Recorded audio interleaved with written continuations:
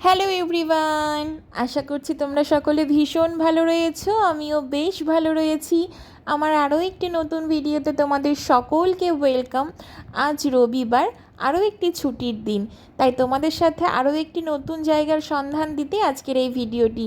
আশা রাখবো তোমাদের ভিডিওটি ভালো লাগবে। যদি ভালো লাগে তাহলে অবশ্যই চ্যানেলটিকে সাবস্ক্রাইব করে আমার পাশে থেকে। সানডে স্পেশাল লাঞ্চ করতে আমরা গিয়েছিলাম গোপাল ভাঁড়ের রান্নাঘরে। আমার তো এখানে বেশ ভালো লাগে। আমি এই নিয়ে গোপাল ভাঁড়ের রান্নাঘর 7বার যাওয়া হলো এবং এইটি রয়েছে মালদা গৌড় রোডে।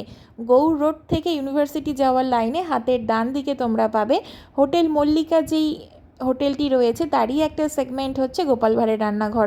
আমার তো ভীষণ ভালো লাগে এখানকার ভেজ থালি। তোমরা কিন্তু ভেজ থালির পাশাপাশি মাটন থালি, ফিশ থালিও পেয়ে যাবে এবং ভেজ থালিটির প্রাইস ছিল মাত্র 120 টাকা।